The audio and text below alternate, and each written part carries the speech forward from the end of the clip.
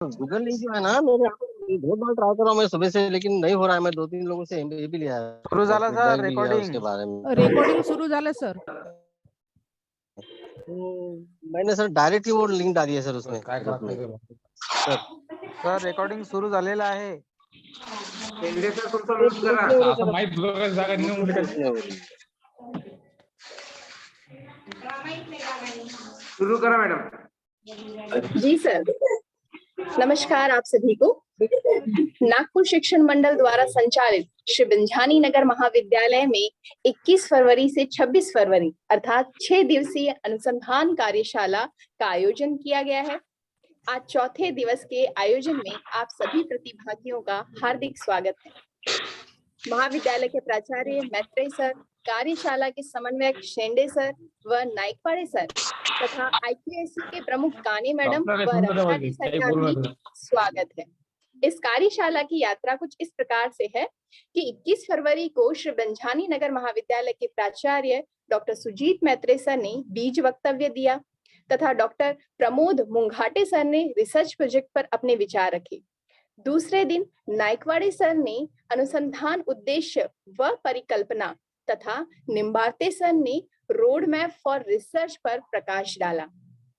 तीसरे दिन शेंडे सर ने रिव्यू ऑफ लिटरेचर तथा विनायक देशपांडे सर ने रिसर्च डिजाइन पर व्याख्यान दिया। और आज 24 फरवरी कार्यशाला का चौथा दिन। इस चौथे दिन के प्रथम सत्र का विषय है साहित्यिक अनुसंधान के विविध क्षेत्र।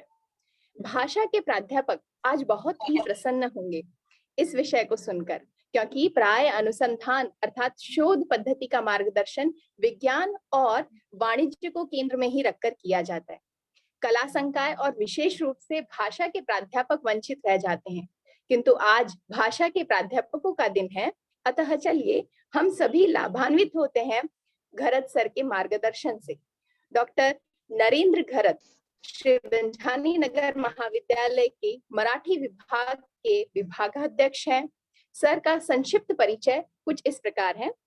सर ने मराठी में MA किया, साथ ही BEd, MPhil व NET भी किया है। सर को PhD प्राप्त है, जिसका विषय है G.A. कुलकर्णी यांचा स्त्री प्रधान कथांचा चिकित्सक अभ्यास। सर ने UGC का माइनर रिसर्च प्रोजेक्ट भी किया है, जिसका विषय है चिमूर तालुकातील दंडार या लोककलेचा अभ्यास। सर का 12 वर्ष UG तथा 11 वर्ष PG का अध्यापन अनुभव रहा है। सर ने इसी कार्यकाल में विविध पत्र पत्रिकाओं में लगभग 19 शोधालेख प्रकाशित हुए हैं, जिनमें से कुछ हैं आदिवासी साहित्य स्वरूप, प्रेरणा व वेगळेपण, स्त्रीवादी समीक्षा, बदलते आयाम और तुकडोजी महाराजांच्या समाज प्रबोधनातील वैज्ञानिक दृष्टिकोन आदि आदि।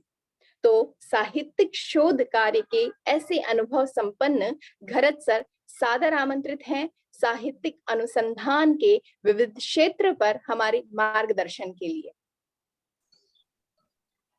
धन्यवाद मॅडम, आवाज येतोय?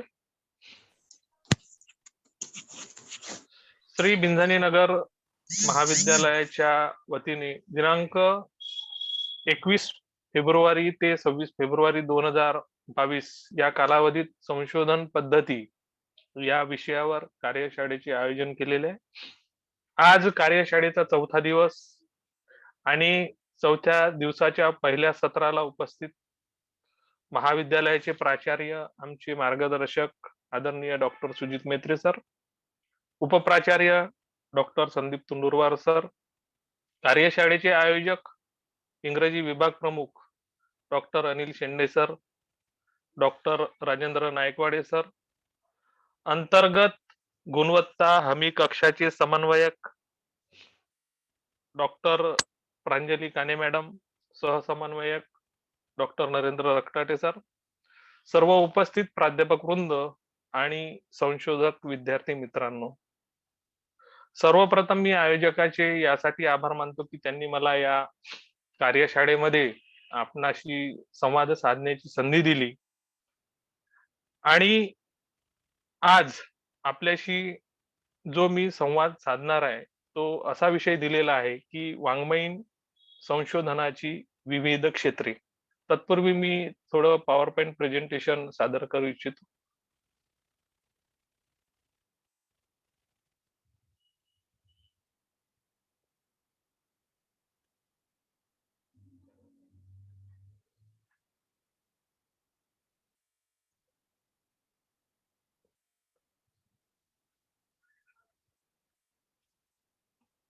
सर दिसत आहे? सर हॅलो सर, दिसत आहे का? हा बरोबर दिसत आहे. Okay sir. हा यस सर, यस.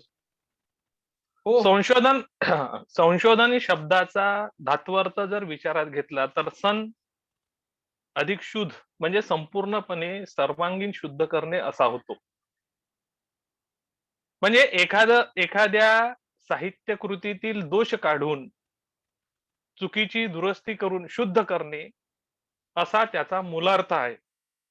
उदाहरणादाखल आपल्याला द्यायचे झाल्यास की एकनाथांनी ज्ञानेश्वरीचे संशोधन केले या विधानातील संशोधन क्रिया याच अर्थाने घेणे आपल्याला आवश्यक ठरते आणि घेतली पाहिजे. अर्वाचीन काळामध्ये संशोधन या शब्दाचा अर्थ शोध घेणे किंवा नवे उपलब्ध करून देणे या पद्धतीचा आपण घेताना दिसत आहोत.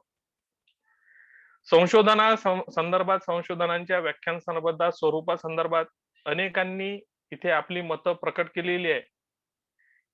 परंतु त्याच्या पुढे आपण एखाद्या वाङ्मयाचं संशोधन करत असताना कोणकोणती क्षेत्र आहेत या संदर्भात आपल्याला विचार करायचा आहे. सर्वप्रथम एखाद्या वाङ्मयाचं किंवा एखाद्या साहित्य कृतीचं संशोधन करत असताना सर्वप्रथम आपण विचारात घेत आहोत की सांस्कृतिक पार्श्वभूमी. सांस्कृतिक पार्श्वभूमीच्या अनुषंगाने आपल्याला एखाद्या साहित्य कृतीचं संशोधन करता येतं. म्हणजे साहित्य हा मानवी जीवनाचा महत्वाचा व्यवहार आहे. ज्याला आपण संस्कृती म्हणतो तिची जडणघडण अनेक घटकांवर अवलंबून असते. आपण संस्कृतीचा जर विचार केला तर संस्कृतीला उत्पत्ती, स्थिती, लय अशा त्रिविध अवस्था आहेत. त्याचप्रमाणे संस्कृती ही परिवर्तनशील आहे, ती विकसनशील आहे, तशीच संस्करणशील आहे आणि त्याबरोबरच ती पतनशीलही आहेत हे लक्षात घेणं गरजेचं आहे. म्हणजेच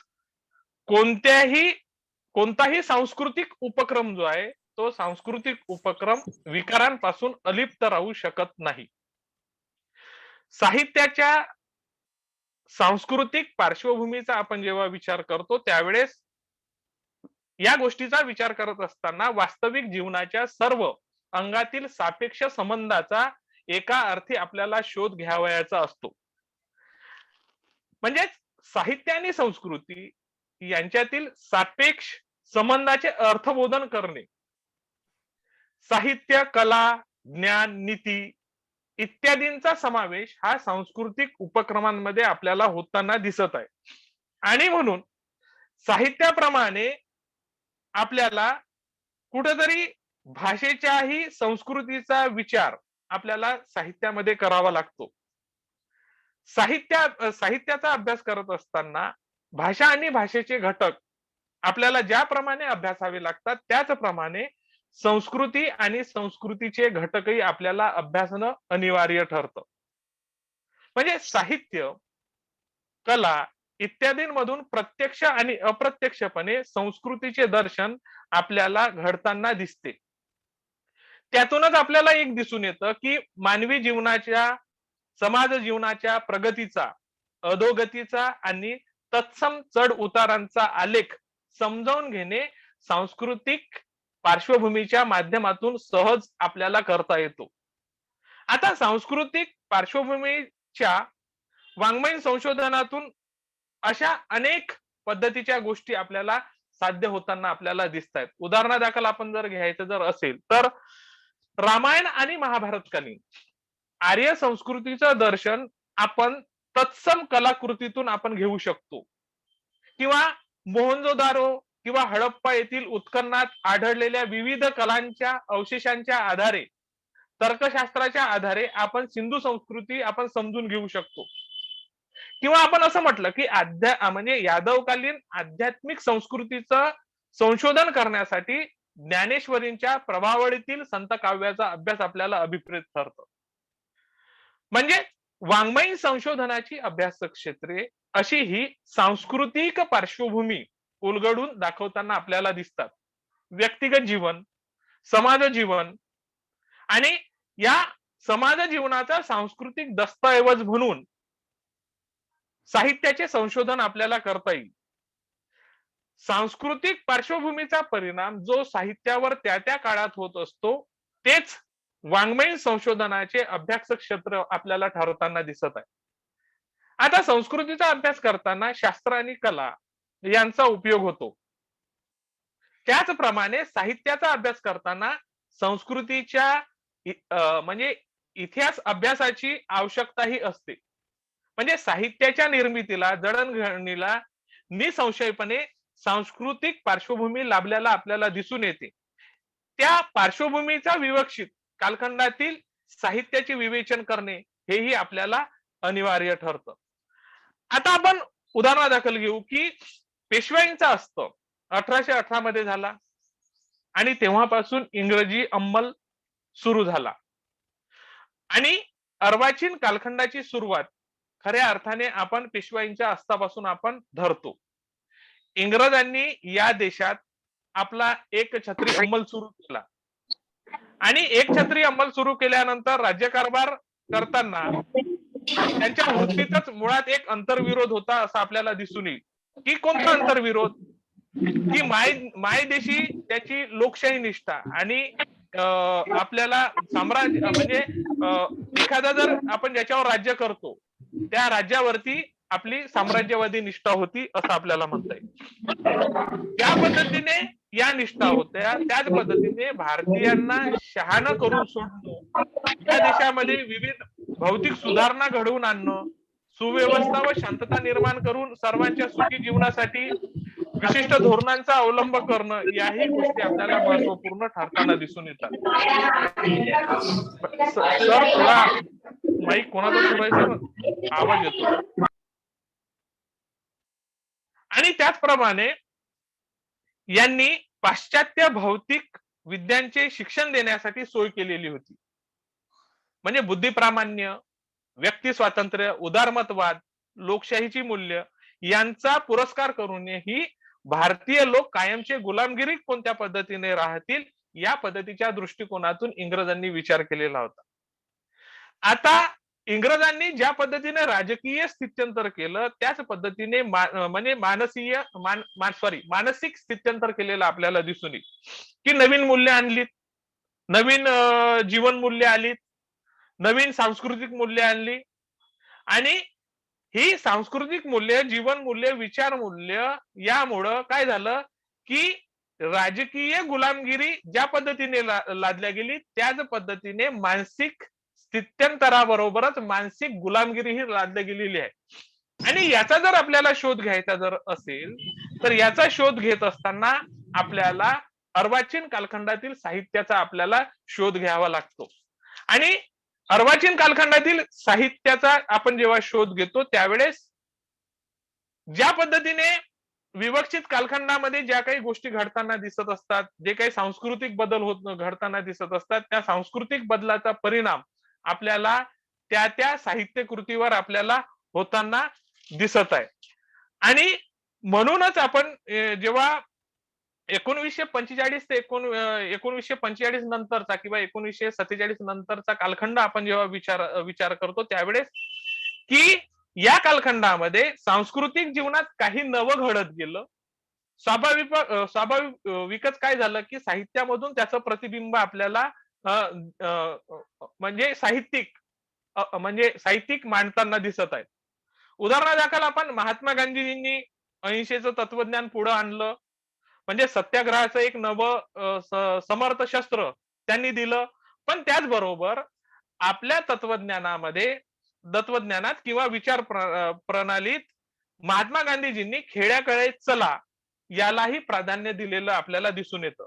त्याच्यामुळे काय झालं की खेड्याकडे आणि ग्रामीण जनतेकडे त्यांच्या जीवनाकडे पाहण्याची एक नवी दृष्टी आपल्याला आलेली आहे असं आपण म्हणता येईल. आणि केवळ मध्यमवर्गीयांच्या जीवनापुरता एखादी साहित्यकृती सीमित न राहता मराठी साहित्याच्या अनेक कक्षा रुंदावताना आपल्याला दिसत आहे. आणि म्हणूनच आपण जेव्हा विचार करतो की पाश्चात्य देशात पाश्चात्य साहित्य ज्या पद्धतीने नवसाहित्याचा जन्म झाला त्याच पद्धतीने त्याचा परिणाम मराठी साहित्यावरही झाला. म्हणूनच आपण मर्ढेकरांना नवकवितेचे तर गंगाधर गाडगीळांना नवकथेचे आपण जनक आपण असं म्हणतो की त्यांनी एक आमूलाग्र बदल या कवितेमध्ये आणि कथांमध्ये केलेला आहे. पण याकरिता आपण प्रत्येक जेव्हा साहित्य कृतीचा विचार करतो तर अशा पद्धतीने आपल्याला त्या कालखंडातील सांस्कृतिक जीवन आणि त्या सांस्कृतिक जीवनाचा परिणाम या साहित्य कृतीवरती कोणत्या पद्धतीने होतो या अंगाने आपल्याला अभ्यास करता येतो. पुढे आपण विचार करतो की एक साहित्य कृती म्हणून आपण साहित्य कृतीच्या अंगाने एखाद्या साहित्य कृतीचा आपण विचार करत असतो. काही कलाकृती अशा असतात की त्या नव्या केवळ शोध निबंधाचाच नव्हे तर शोध प्रबंधाचा विचार करायला सुद्धा इतक्या महत्वाच्या आपल्याला ठरताना दिसत आहे.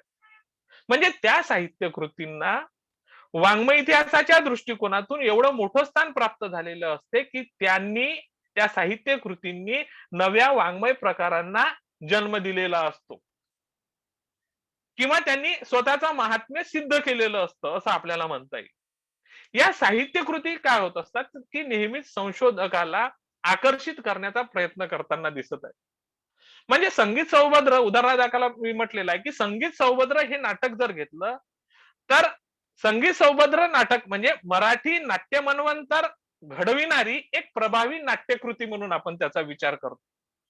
म्हणजे नाटकाच्या रूपाने मराठी नाट्यसृष्टीमध्ये संगीत नाटकांचा एक प्रवाहच असा विस्तारत गेला वाढत गेला असं आपल्याला म्हणता येईल. मुळात या संगीत सौभद्र या नाटकाच्या कथानकाचा जर विचार केला तर सुभद्र हरणाची कथा मूळची महाभारतातील पुढे पुराणातील पुढे आपण आख्यान रूपातील परंतु या आख्यान रूपाला दिलेलं नाट्यरूप आणि त्याचं स्वरूप संस्कृत नाटकाचे की आणखी वेगळे संगीत आणूनही नाटक कोणत्या पद्धतीने त्यामध्ये कायम राहिलं किंवा किर्लोस्करांच्या इतर नाटकांमध्ये संगीत सौभद्रचं वेगळे पण कोणत्या पद्धतीने आपल्याला दिसून येतं असे नानाविध प्रश्न आपल्याला त्या कलाकृतीच्या माध्यमातून कलाकृतीच्या दृष्टिकोनातून संशोधन करत असताना विचारात घ्यावे लागतात. आणि म्हणूनच कथानक किंवा आशय व्यक्तिदर्शन जीवन दर्शन भाषा विविध साहित्य कृतीशी असणारी तुलना तसेच विविध वादांच्या दृष्टिकोनातून अभ्यास असे नवनवे प्रवाह आपल्याला साहित्य कृतीचं संशोधन करत असताना आपल्या डोळ्यासमोर एखाद्या संशोधकाला ठेवावं लागतं आणि त्या दृष्टिकोनातून आपल्याला संशोधन करावं लागतं. आता लीळाचरित्र तर या संदर्भात आपण जर विचार केला तर लीळाचरित्र हा ग्रंथ आशयदृष्ट्या एकविध नाही पण त्यांचं वाङ्मयीन स्वरूप मात्र एकविध आहे असं आपल्याला दिसून येतं.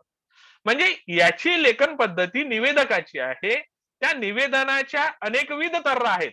व्यक्ती प्रसंग विचार परत्वे त्यात होणारे मनोहर बदल अभ्यासनीय आपल्याला ठरताना दिसतात. म्हणजे कथा कविता नाटक अशा साहित्य कृतीचं संशोधन करताना ग्रंथांचं परीक्षण त्यांच्या काळातील विचार प्रवाह समजुती राजकीय सामाजिक आर्थिक परिस्थितीचा लेखनावरील परिणाम तसेच आपल्याला असं म्हणता येईल की चरित्रात्मक ऐतिहासिक आस्वादक तौलनिक दृष्टींपैकी योग्य निवड करून तटस्थ वृत्तीने जिज्ञासू वृत्तीने शोधक बुद्धीने संशोधन करणं गरजेचं ठरतं. आता पुढे साहित्यकृतीनिष्ठ संशोधनाच्या संदर्भात विचार केल्यानंतर आपण पुढे वाङ्मय प्रकारनिष्ठ किंवा वाङ्मय प्रकाराच्या अंगाने किंवा साहित्य प्रकाराच्या अंगाने कोणत्या पद्धतीने आपल्याला संशोधन करता येतं त्या पद्धतीच्या संदर्भात आपण विचार करू. मराठी साहित्याची एक विशिष्ट परंपरा जर विचारात घेतली तर पद्यात्म किंवा मौखिक परंपरेने जतन केलेली आपल्याला दिसून येत. म्हणजे मराठी साहित्याच्या संदर्भातला विचार हा आशयानुगामी होता. आशयानुगामी असल्यामुळं काय झालं की बोधवाद, नीतिवाद, प्रचार, उद्बोधन या दिशेने आजपर्यंतचं विवेचन होत राहिलं. परंतु 1920 नंतर साहित्याच्या घाटाची नवीन जाणीव निर्माण झाली आणि त्यानंतर साहित्याच्या वर्गीकरणाच्या दृष्टिकोनातून विचार केला जाऊ लागला. म्हणजे वाङ्मयात अनेक प्रकार आहेत. त्यामध्ये कथा आहेत, कविता आहेत, कादंबरी आहेत, नाटक आहेत, प्रवास वर्णन आहे, आत्मचरित्र आहेत, लघुनिबंध आहेत, लघुनिबंध आहेत, वैचारिक निबंध आहेत. पुन्हा त्याचा आपल्याला उपप्रकार दिसून येतात. उदाहरणार्थ आपण कादंबरी हा वाङ्मय प्रकार जरी विचारात घेतला तरी आपल्याला राजकीय, सामाजिक, ऐतिहासिक, पौराणिक, प्रादेशिक, ग्रामीण, दलित आणि अशा प्रकारांचा आपण उपप्रकारांचाही विचार करतो. मग त्या कलाकृतीचा एक आकार आपल्याला त्या कलाकृतीचा एक आकार दिसून येतो, एक रूप दिसून येतं, एक आकृतीबंध दिसून येतो. म्हणजे कलाकृतीचं सौंदर्य तिच्या या रूपांमध्ये, घाटांमध्ये, आकृतीबंधांमध्ये सामावलेलं असतं असं आपल्याला म्हणता येईल. वाङ्मय प्रकाराचा अभ्यास करताना त्यांच्या तंत्राचाही विचार आपल्याला करणं आवश्यक ठरतं किंवा तंत्राचाही आपल्याला अभ्यास करावा लागतो. सुनीत रचनेतील आपण कवितेच्या संदर्भात कवितेतील काही उपप्रकारांचा जर विचार केला तर सुनीत रचनेतील 14 ओळींचं बंधन तर दशपदींमध्ये आपल्याला 10 ओळी आपल्याला याचं बंधन आपल्याला दिसून येतं. रुबाया असो, कनिका असो, गझल असो, अशा प्रकारानुसार तंत्र पद्धती आपल्याला दिसून येते. कथा आणि कादंबरीचा जर विचार केला तर कथा आणि कादंबरीमध्ये आरंभ, मध्य आणि शेवट असे आपल्याला तंत्र असते.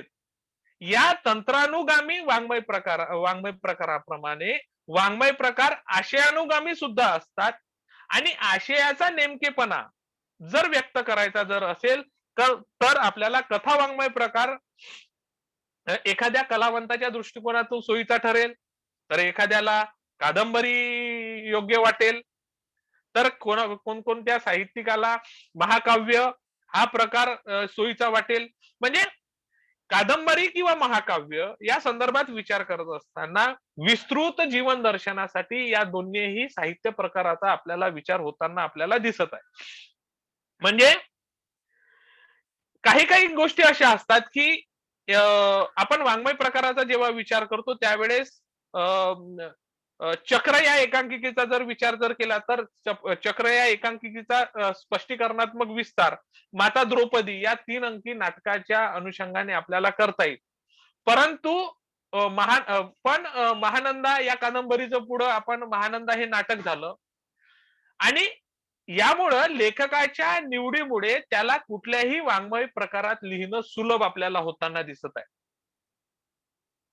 नटसम्राट मधील अप्पासाहेब बेलवलकरांचं जे स्वगत आहे हे काव्यमय असेल, परंतु पृथ्वीचे प्रेमगीत कवितेची कथा होणार नाही किंवा कनिका होणार नाही किंवा रुबाई होणार नाही याही दृष्टिकोनातून विचार करणं गरजेचं ठरतं.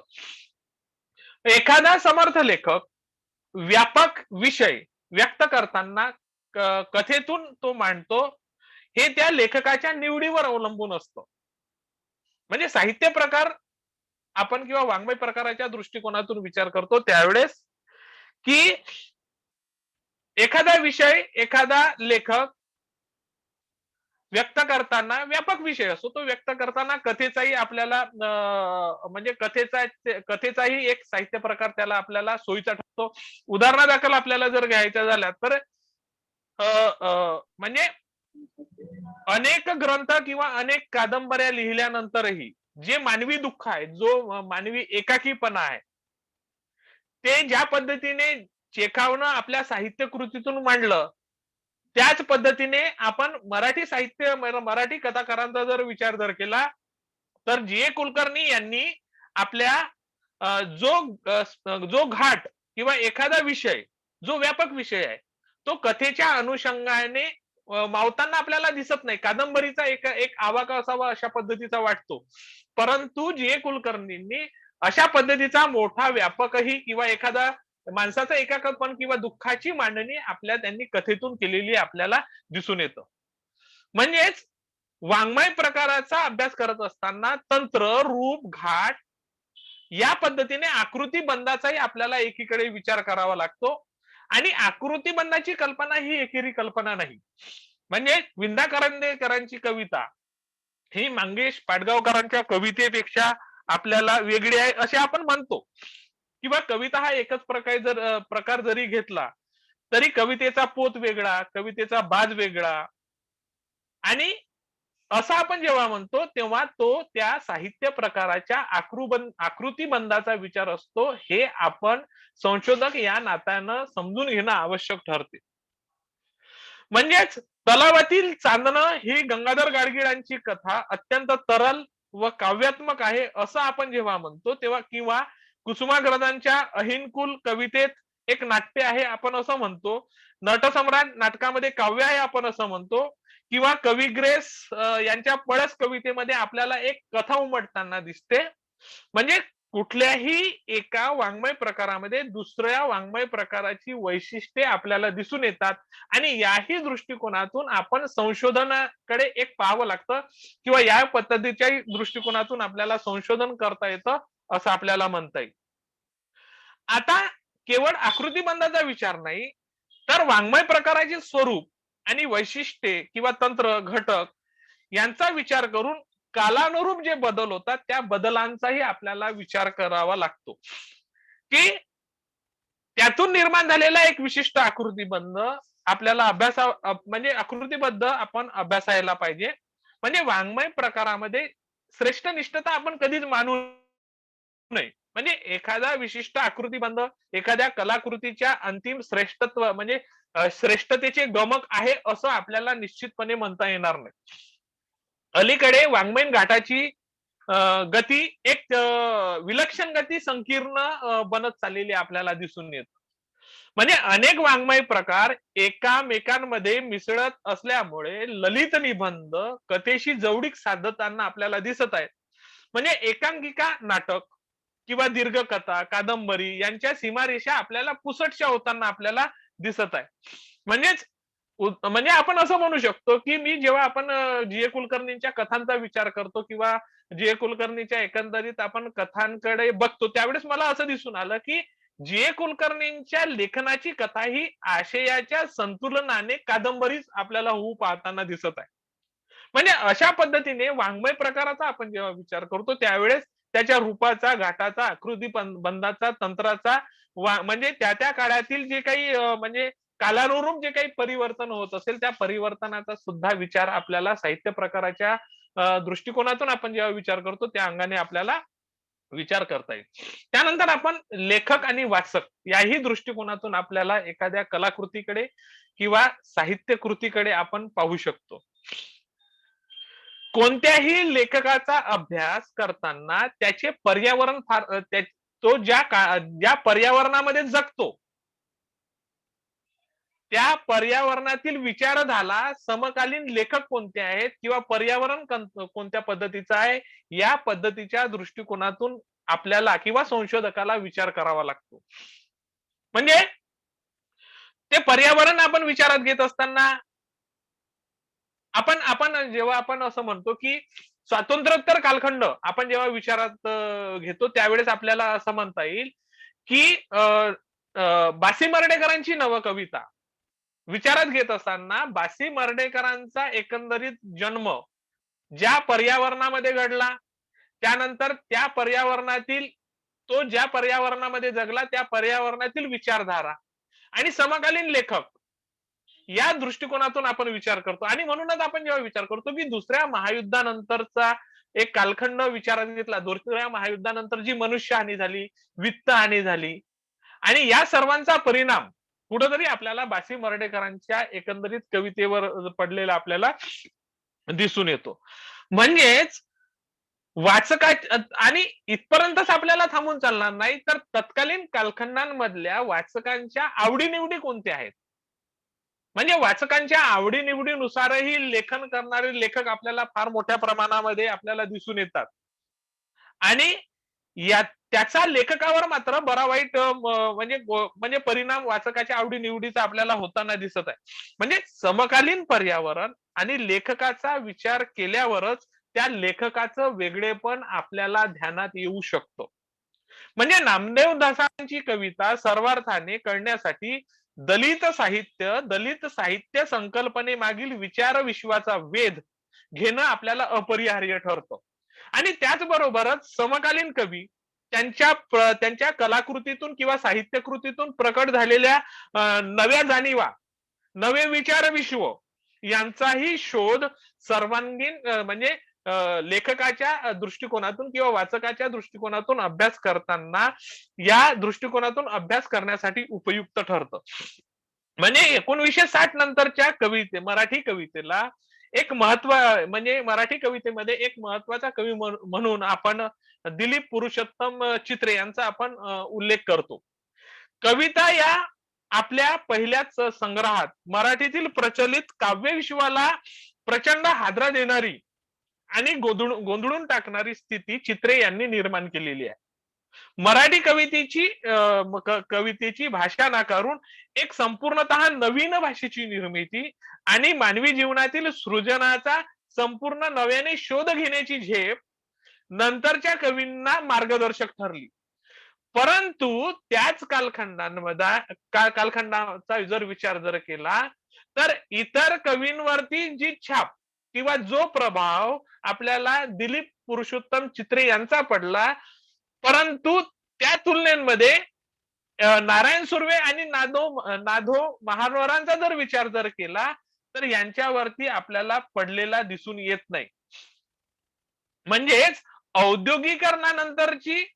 नंतरच्या शोषणाची जी नोंद आहे ती मुक्तिबोधांनी व मर्ढेकरांनी दोघांनीही घेतलेली आपल्याला दिसून येते. पण त्यांच्या अभिव्यक्तीत फरक आहे, हे लक्षात घ्या.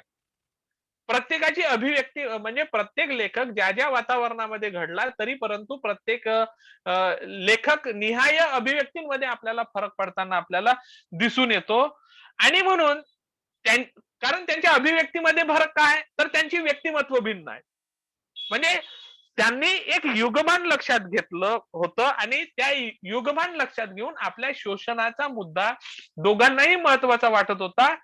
आणि म्हणूनच त्यांनी आपल्या वेगवेगळ्या अभिव्यक्तीच्या माध्यमातून का होईना आपल्या कलाकृतींची किंवा साहित्यकृतींची निर्मिती केलेली आपल्याला दिसून येतं.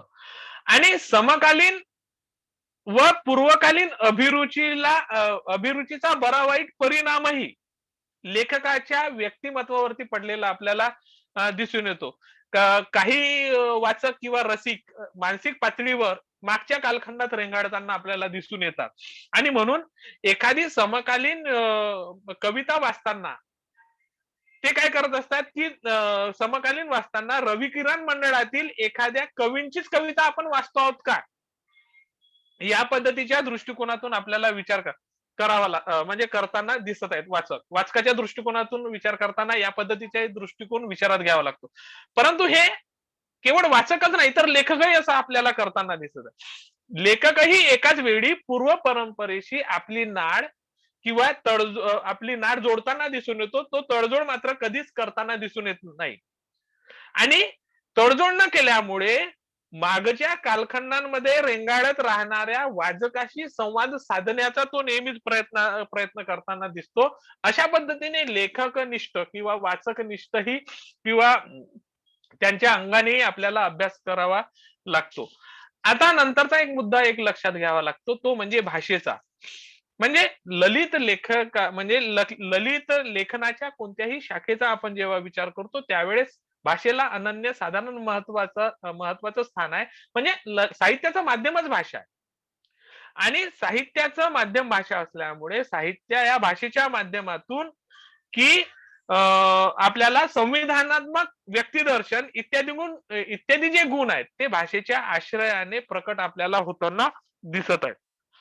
म्हणजे हा जो गुण आहे हा श्रोत्यांच्या बुद्धीस प्रतीत होणारा नसून त्या श्रोत्यांच्या भावनेला कळणारा अशा पद्धतीचा गुण असतो आणि तो भाषेच्या माध्यमातून एखादा लेखक साहित्य कृतीमध्ये प्रकट करताना दिसतो. म्हणजे कोणत्याही लेखन प्रकारात लेखक वाचकाची बुद्धी ही झटकन पकडतो आणि तो विचारांनी व त्या भाषा शैलीने त्याचं अंतकरण, कोणाचं, वाचकाचं अंतकरण आपल्याला काबीज करताना आपल्याला दिसत आहे. आणि म्हणजे वाचकाच्या अंतकरणाला खिळवून ठेवण्याची शक्ती भाषेमध्ये असते. म्हणजे भाषेचा भाषेचा वाचकांवर होणारा जो परिणाम आहे हा दुहेरी पद्धतीचा असतो. म्हणजेच शब्दांच्या अर्थांचा त्याच्या संस्कारावर, वृत्तीवर नकळत परिणाम होतो. वाचक वाचतो ते मुख्यतः लिहिण्याचा अर्थ कळावा म्हणून. म्हणजे लेखनातील शब्द तो अर्थ कोठे सापडेल याचा शोध संशोधकाच्या बुद्धीने घ्यावयाचा असतो.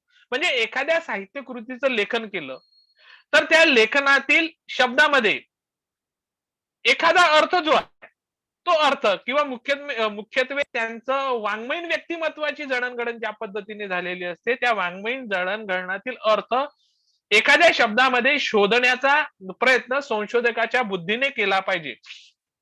म्हणजे भाषेतील अर्थाचा संस्कार प्रकट मनावर आणि प्रकट मनांवर तर ध्वनींचा संस्कार अप्रकट मनांवर आपल्याला वाचकांवरती आपल्याला होताना दिसत आहे. आणि याचा शोध घेण्याची जबाबदारी ही संशोधकाची असते. म्हणजे आपण अलीकडच्या कालखंडाचा जर विचार जर केला, आपण असं म्हणतो की भारतामध्ये सुमारे 200 भाषा बोलल्या जातात आणि त्यांच्या बोलींची संख्या 1500हून अधिक आहे. ग्रेअरसनने केवळ मराठी भाषेच्या 39 बोलींचा आपल्याला अभ्यास केलेला आहे. वाढत्या शिक्षणाचा प्रसार, नागरी जीवनाची ओढ व बदलती सामाजिक मूल्य यामुळं आदिवासी किंवा भटक्या विमुक्त जाती किंवा दलित वर्ग यांच्या एकंदरीत जीवनांमध्ये अनेक उलथापालथ झालेली आपल्याला दिसून येईल. आणि त्यांची राहणीमान, त्यांची विचारसरणी, त्यांच्या आकांक्षा, जीवनमूल्य यांमध्ये आमूलाग्र बदल झालेला आहे. आणि या सर्वांचा परिणाम त्या साहित्य कृतीतील भाषेवर झालेला आपल्याला दिसून येतो. आणि या भाषेंवरती त्या पद्धतीने परिणाम झाला. अलीकडे आपण 21व्या शतकाचा जर विचार केला तर 21वं शतक हे आधुनिक तंत्रज्ञान युगाचं शतक आपण जेव्हा म्हणतो तेव्हा काही शब्द आहेत जे अपरिचित शब्द, ते अपरिचित शब्द ही आपण आपल्या भाषेच्या म्हणजे त्या भाषेमध्ये येऊन आपल्या शब्दांची संख्या वाढलेली आपल्याला दिसून येते. आपण लॉकडाऊन सारखा शब्द किंवा टाळेबंदी सारखा शब्द किंवा म्हणजे कोरोना सारखा शब्द हे सर्व नवीन शब्द आहेत. हे या वातावरणानुसार अनेक शब्द आलेत आणि अनेक शब्द हे साहित्य कृतीच्या माध्यमातून जेव्हा विचारात घेतो तेव्हा त्या संशोधकाला याचा परिणाम म्हणजे आपण प्रकट मनावर कोणत्या पद्धतीने होतो आणि अप्रकट पद्धतीने कोणत्या परिणाम होतो याचा विचार करावा लागतो. अलीकडच्या काळामध्ये साठोत्तरी साहित्याचा विचार करत असताना ग्रामीण साहित्य, दलित साहित्य किंवा असे जे वाङ्मयीन प्रवाह निर्माण झाले त्यामुळे बोली भाषेला एक महत्वाचं स्थान प्राप्त झालं. आणि बोली भाषेच्या अभ्यासासाठी शब्द, रूप, वाक्य, उक्ती, गद्यपाठ याचं संकलन आपल्याला करावं लागतं. म्हणजे आपण ग्रामीण साहित्याचा विचार करतो, ग्रामीण शब्द आपल्याला, ग्रामीण बोली आपल्याला, ग्रामीण बोलीचं प्रत्यंतर आपल्याला त्या साहित्य कृतीतून आपल्याला दिसून येतं. किंवा आदिवासी जर साहित्य विचारात घेतलं तर आदिवासी साहित्याचा विचार करत असताना गोंडी भाषा किंवा माडिया भाषा याच्यातील जी बोली भाषा आहे त्या बोली भाषेचं प्रतिबिंब आपल्याला दिसतं. किंवा झाडी बोलीचा आपण जर विचार केला तर झाडी भाषेतील काही शब्द, झाडी बोलीतील काही शब्द आपल्याला अंजनाबाई खुने यांच्या एकंदरीत कवितांमधून आपल्याला दिसून येतं. म्हणजेच बोली भाषा आणि त्याचबरोबर प्रमाण भाषा याचाही विचार आपल्याला करावा लागतो आणि त्या अनुषंगाने आपल्याला करणं सोपं जातं, की याही अनुषंगाने आपण एखाद्या कलाकृतीचा आपण विचार करू शकतो. पुढे आपल्याला कालखंड निष्ठ संशोधन किंवा कालखंड निहाय आपल्याला संशोधन करणं साहित्य कृतीच्या किंवा वाङ्मयीन दृष्टिकोनातून एक क्षेत्र आपण म्हणून विचार करू शकतो. कालखंडाचा म्हणजे कालखंडाचा अभ्यास हा मुख्यतः सर्वकालीन होण्यासाठी धडपडणाऱ्या कलाकृतीचा समकाल आणि समकालीन संदर्भ यांचा यांना शोधणे हा असतो. म्हणजे एखादा कालखंड जो आहे हा कालखंड समकालीन संदर्भ कोणत्या पद्धतीने शोधायचा किंवा एखादी कलाकृती म्हणजे एखादी कलाकृती कोणत्या पद्धतीने सार्वकालिक होण्यासाठी धडपडत आहे आणि आपण ती सार्वकालिक होण्यासाठी धडपडत असताना समकालीन संदर्भ महत्वाचा असल्यामुळे हा समकालीन संदर्भ शोधण्याकरिता कालखंड निहाय संशोधन आपल्याला करता येतं. म्हणजेच साहित्य कृतीच्या निर्मितीमध्ये कलावंतांचं व्यक्तिमत्व आणि सामाजिक सांस्कृतिक पर्यावरणाचा त्यांच्यावर असणारा प्रभाव कारणीभूत आपल्याला ठरताना दिसत आहे. म्हणजे लेखकाच्या व्यक्तिमत्वाचं निराळेपण लक्षात घेऊनही हे ध्यानात घ्यावं लागतं की कुठल्याही कालखंडातील कुठल्याही निर्मितीची पाळेमुळे त्याच्या भोवतीच्या सांस्कृतिक जगतामध्ये दूरवर पसरलेली असतात.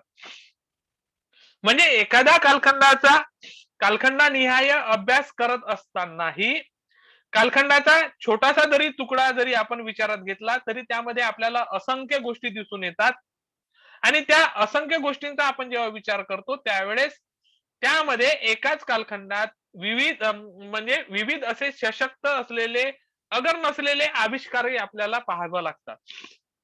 उदाहरणादाखल आपण विचारात घेऊ की म्हणजे वारकरी संप्रदायाचा जर विचार केला तर वारकरी संप्रदायाचा विचार करत असताना आधीच्या महानुभाव संप्रदायाचं भान आपल्याला ठेवावं लागतं. त्याच पद्धतीने आपल्याला देवी भक्त शक्ती पूजक चोंबाही विचारात घ्यावा लागतो, त्याचंही भान ठेवावं लागतं. नाथ संप्रदाय आपल्याला विचारात घ्यावा लागतो आणि नाथ संप्रदायी असणाऱ्या निवृत्ती ज्ञानदेव सोपानदेव मुक्ताबाईंनी यांनी असा वेगळा विचार का केला याचाही आपल्याला शोध घ्यावा लागतो. आणि प्रस्थापित व्यवस्थेचा छळ शोषूनही संतांनी त्या व्यवस्थेला का नाकारलं नाही याचंही कारण आपल्याला शोधावं लागतं. म्हणजे जेव्हा एखाद्या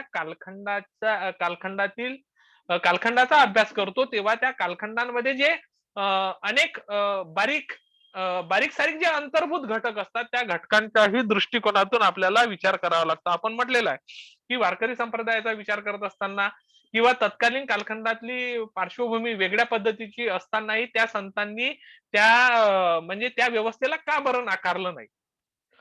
म्हणजेच अशा पद्धतीने आपण कुठंतरी या कालखंड निहाय आपण संशोधन आपल्याला करता येईल. पुढे आपण पाहू की संहिता संपादन व विश्लेषण ग्रंथ. आता संहिता संपादन आणि विश्लेषण या पद्धतीच्याही आपल्याला दृष्टिकोनातून आपल्याला एखाद्या संहितेचा किंवा एखाद्या कलाकृतीचा आपल्याला विचार करता येईल. ग्रंथकाराने रचलेल्या मूळ प्रतीच्या जवळपास पोहोचू शकेल अशी संहिता सिद्ध करणं हे पाठचिकित्सा शास्त्राचं महत्वाचं उद्दिष्ट असतं. म्हणजे पाठचिकित्सक काय करतो की ग्रंथकाराने एखादी मूळ रचना केली, त्या मूळ रचनेच्या जवळपास जाऊ शकेल अशा पद्धतीची संहिता सिद्ध करणं हे पाठचिकित्सा शास्त्राचं आपल्याला महत्वाचं उद्दिष्ट ठरतं. आणि म्हणून प्राचीन ग्रंथांच्या निरनिराळ्या हस्तलिखितात किंवा संस्करणांमध्ये आढळून येणाऱ्या पाठांचं संकलन करून प्रतिशुद्ध पाठांनी युक्त अशी संपादित संहिता सिद्ध करणं ही एक परंपरा आपल्याला दिसून येते. आपण उदाहरणादाखल जर घेऊ तर आपल्याला लक्षात येईल की 1935 साली काही प्रियोरकरांनी संपादित केलेल्या नल दमयंती स्वयंवर आख्यान संहिता संपादनाच्या क्षेत्रामध्ये एक नवपर्व सुरू केलं आपल्याला असं म्हणता येईल की प्रियोरकरांनी नल दमयंती स्वयंवर आख्यान यांची संहिता संपादन केली आणि संहिता संपादनाच्या क्षेत्रामध्ये एक नवपर्व सुरू झालं. तोपर्यंत काय होत होतं की तोपर्यंत मूळ ग्रंथाच्या उपलब्ध होतील तेवढ्या पोथ्या जमवणे आणि त्यातील विश्वसनीयता व शुद्ध असलेली प्रत ही मूळ प्रत करून निश्चित करणे इथपर्यंत कार्य केलं जात होतं आणि तिचीच संहिता सिद्ध करून अन्य पोथ्यांतील भिन्न पाठांची तडटिपातून एकंदरीत मांडणी करणे एवढंच आपल्याला संहिता संपादनाच्या दृष्टिकोनातून पूर्वी विचार केला जात होता. परंतु प्रियोडकरांनी काय केलं, प्रियोडकरांनी मात्र कोणत्याही एक प्रतिभर हुकूम संहिता सिद्ध न मानता उपलब्ध असलेल्या पाठांतून योग्य पाठांची निवड करून संहितेचे मूलस्थापन करण्याची आधुनिक पाठचिकित्सा शास्त्राची नवी पार्श्वभूमी, नवी पद्धती त्यांनी निर्माण केलेली आहे. म्हणजेच एखाद्या साहित्य कृतीचं संशोधन करत असताना, एखाद्या कलाकृतीचं संशोधन करत असताना पाठचिकित्सेच्या माध्यमातून आपल्याला त्या संहितेचं संपादन आणि विश्लेषण करून त्याचा शोध घेता येतो.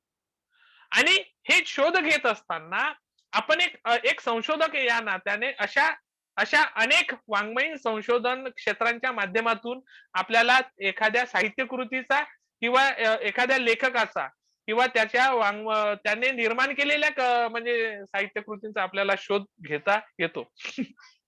अशा पद्धतीने अशा प्रकारे आपण वाङ्मयाचं संशोधन करताना आतापर्यंत जे काही विचारात घेतलेल्या वाङ्मयीन संशोधनाच्या क्षेत्राचा आपण विचार केलेला आहे. जेवढं मला माझ्या पद्धतीनुसार मला मांडता आलं तेवढं मी तुमच्या समोर मांडण्याचा प्रयत्न केलेला आहे. एवढं बोलतो आणि मी माझ्या विवेचनाला पूर्णविराम देतो. पुनश्च एकदा आयोजकांचा आभार. धन्यवाद सर.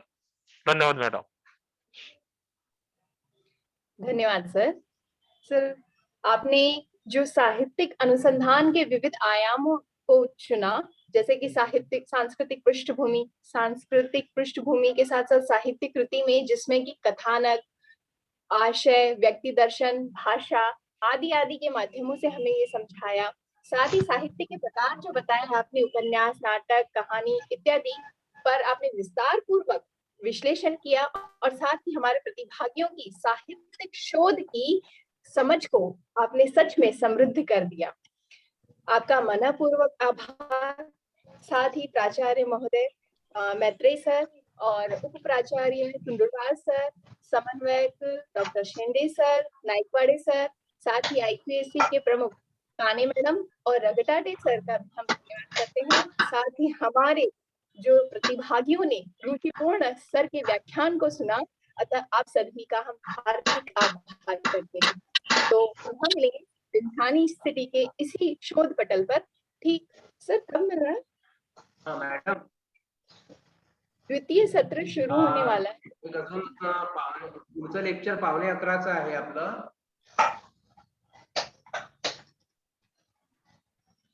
जी सर, पुन्हा धन्यवाद सर. पुढचं लेक्चरचा वेळ आहे थोडा, तर एक 10 मिनिटं प्रश्नोत्तर घेतली असते आपण. ठीक आहे सर, घेता येईल. हाँ, किसी भी प्रतिभागी को यदि कुछ प्रश्न निर्माण हुए हैं आपके मन में सर के व्याख्यान के माध्यम से, तो आप पूछ सकते हैं. हाँ, म्हणजे चॅट मध्ये टाकू शकता किंवा विचारू शकता. हाँ? जी सर.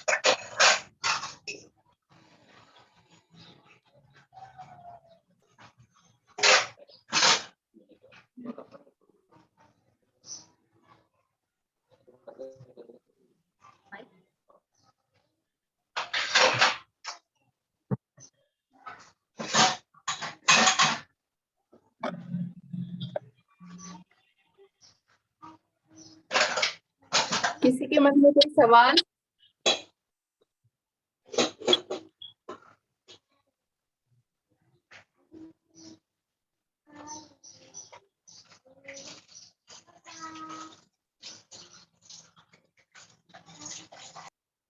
की नाही.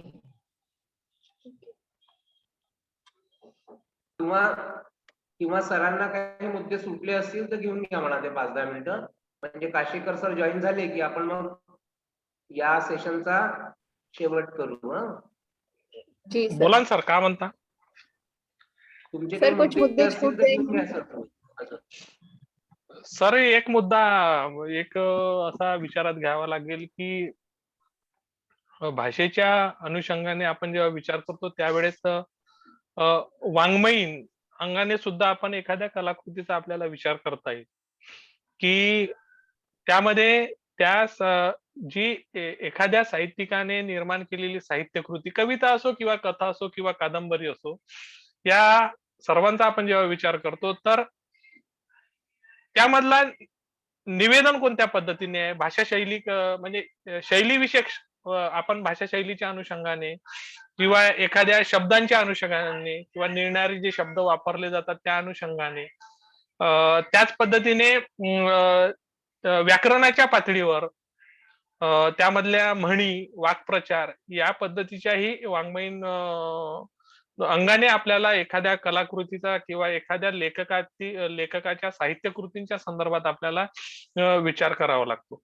त्याच पद्धतीने आपण एक दुसरा एक मला महत्वाचा मुद्दा वाटतो, तो मुद्दा असा की अलीकडच्या काळांमध्ये ज्या काही समीक्षा निर्वार आपल्याला झालेल्या दिसून येतात, त्यामध्ये आपण मनोविश्लेषणात्मक समीक्षा असो किंवा समाजशास्त्रीय समीक्षा असो किंवा अस्तित्ववादी या अंगाने, या सर्व अंगाने, समीक्षेच्या अंगाने आपल्याला अभ्यास करता येईल की आपण अलीकडच्या काळांचा जेव्हा विचार करतो तेव्हा जे काही आपल्याला वातावरण आपल्याला दिसत आहे आणि या वातावरणाचा परिणाम जो आहे तो मानसिकतेवर खूप पडलेला आपल्याला दिसून येतो. म्हणजे सिग्मंड फ्राईडचा जो काही सिद्धांत आहे, म्हणजे चेतन, अचेतन आणि अर्धचेतन मन, म्हणजे कॉन्शियसनेस, सबकॉन्शियसनेस आणि अनकॉन्शियसनेस, तर माणसाचं अस्तित्व आजच्या काळामध्ये आपण जगत आहोत.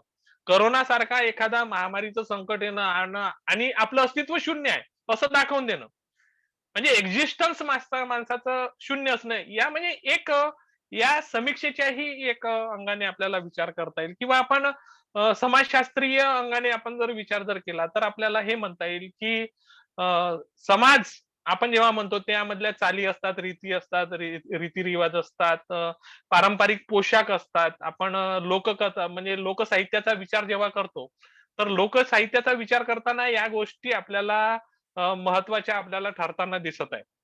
म्हणजे म्हटलेलंच आहे मी की एखाद्या म्हणजे हडप्पा आणि मोहनजोदारी संस्कृतीचा आपल्याला जर विचार करायचा असेल तर उत्खननामधून आपण त्या संस्कृती कशा आहेत याचा आपण शोध घेतला. परंतु साहित्याचा आपण जेव्हा विचार करतो तेव्हा एखाद्या कालखंडातील साहित्यकृतीचा आपण शोध घेत असताना काही जे दाखले आहेत ते दाखलेही आपल्याला फार म्हणजे काही पौराणिक संदर्भही आपल्याला फार महत्वाचे आपल्याला दिसून येतात. म्हणजे सामाजिक, समाज आणि सांस्कृतिक पर्यावरण तर मी घेतलेलंच आहे, परंतु एक काही आपण विज्ञाननिष्ठ म्हणजे वैज्ञानिकतेच्याही दृष्टिकोनातून आपण विचार करू शकतो. उदाहरणार्थ आपण जयंत नारळीकरांचं आपण एकंदरीत जर लेखन विचारात घेतलं तर आपल्याला जयंत नारळीकरांनी ज्या काही विज्ञान कथा लिहिलेल्या आहेत किंवा विज्ञान साहित्य लिहिलेलं आहे ते साहित्यही आपल्याला आपण वैज्ञानिकतेच्या अनुषंगाने म्हणजे आपण म्हणतो ना की ज्या पद्धतीने एखादं पर्यावरण बदललं त्या बदललेल्या पर्यावरणाचा परिणाम त्या साहित्यकृतीवरती पडत असतो आणि त्याचं प्रतिबिंब एखाद्या लेखकाच्या व्यक्तिमत्वावरती पडून तो आपल्या साहित्यकृतीतून तो मांडण्याचा प्रयत्न करताना दिसत आहे. आणि अशा पद्धतीने आपण या वेगवेगळ्या ज्या काही छोट्या छोट्या ज्या काही गोष्टी आहेत त्या गोष्टींच्या अनुषंगाने आपण जर विचार केला तर एक नवी दिशा संशोधनाला मिळेल असं मला वाटतं. आणि या पद्धतीने आपण ज्या काही मला जे काही सुचलं ते त्या पद्धतीने मी मांडण्याचा प्रयत्न केला. सर, इथे आपण थांबूत, पुढे आपल्या जो काही सत्र असेल त्या सत्राला सुरुवात करा.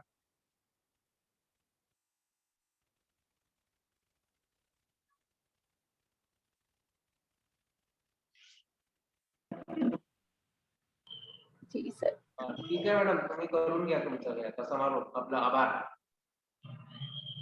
जी पुनः सर। जी धन्यवाद सर।